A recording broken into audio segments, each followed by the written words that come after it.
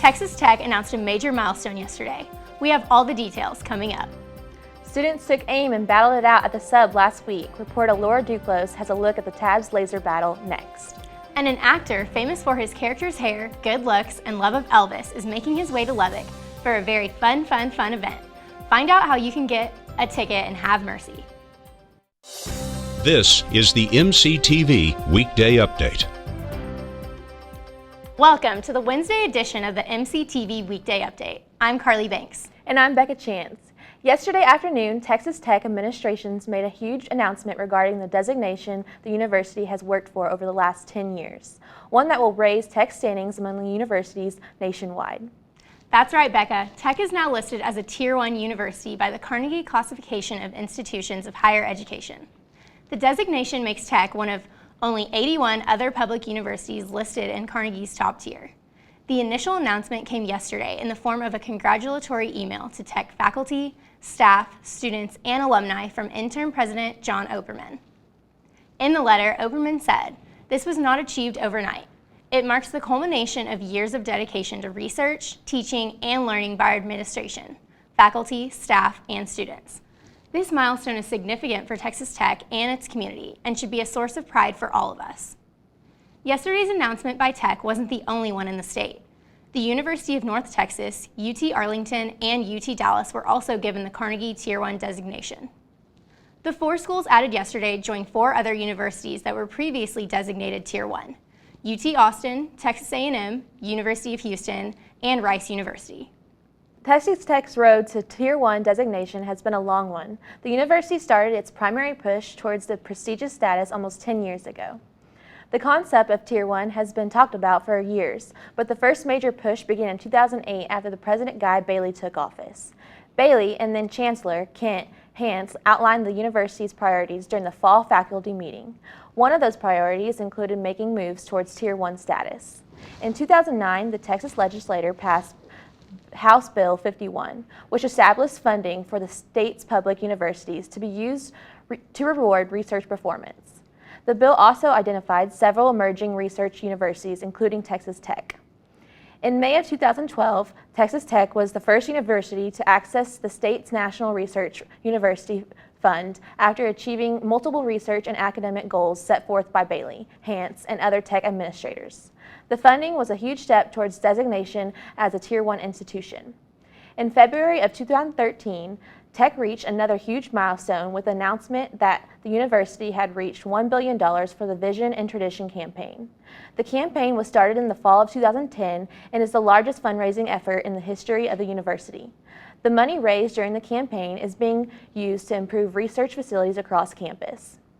In 2015, the university awarded 332 doctoral degrees, which was the most in school history and a huge increase over the previous 5 years. The number of doctoral degrees conferred by the university was a big factor in achieving the Carnegie designation.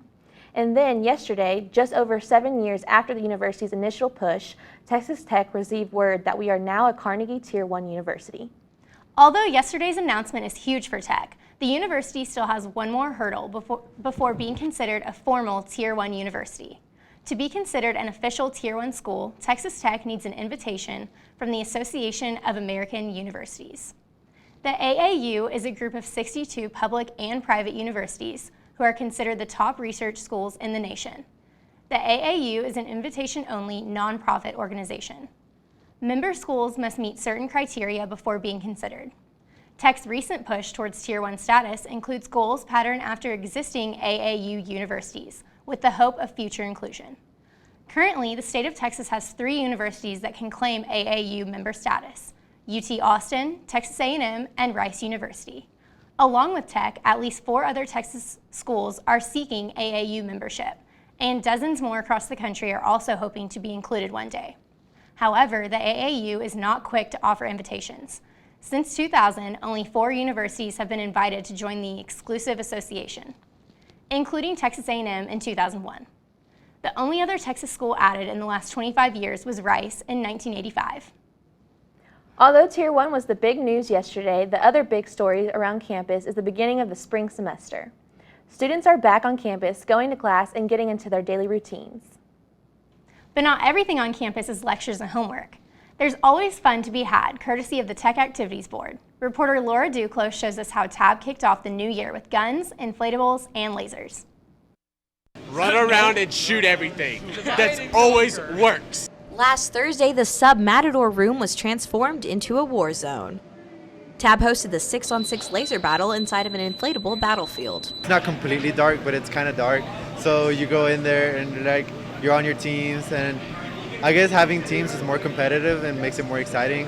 And there's different sections where you can go, and there's lights, and yeah, it's pretty cool. Students appreciated the chance to relax with friends before the semester turns to full swing. I know this sounds cheesy, but mainly hanging out with friends, because a lot of times with schools. Just ignore him. Hey, no, seriously. Just ignore him. It's second semester. We're all need to crack down on our work, so being able to hang out with friends more often is a lot better for us. TAB hosts various fun events like this one throughout the semester. To find out more, go to tab.ttu.edu. For MCTV, I'm Laura Duclos. TAB isn't the only group on campus off to a quick start this spring. The School of Art also has a special event going on, and you can see it for free. Mirror of Life, an exploration of the built environment, is a special art exhibition currently on display in the Landmark Arts Studio Gallery. The exhibition is a collection of creations made by printmaking artists with their take on the built environment. Built environment is a term in architecture that describes man-made settings such as cities, neighborhoods, and buildings. You can stop by the exhibition anytime between now and February 21st. There will also be a panel discussion regarding the exhibit in the Sub Escondido Theater on Thursday, February 11th at 12:30. Following the discussion, you can stop by the art building for the opening reception at 2 p.m. With the spring semester in full swing, another department on campus is hoping to help students narrow down their plans for the summer. The Department of International Affairs held their biannual study abroad affair today in the Sub Ballroom. Representatives from various departments and colleges were on hand to discuss study abroad options with the students. The event gives potential students a chance to ask questions and find out more about specific opportunities available on each trip.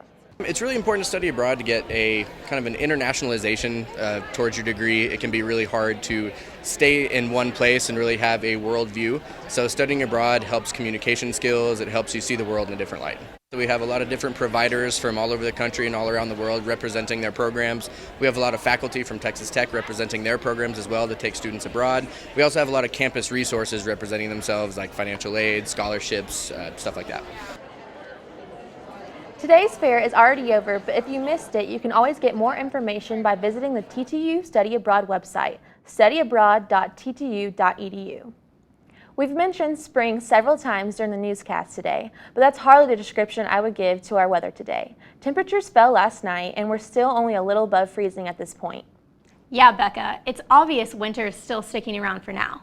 Let's take a look at the MCTV forecast. Today has been very sunny, but so far temperatures have only been up to around 40 degrees.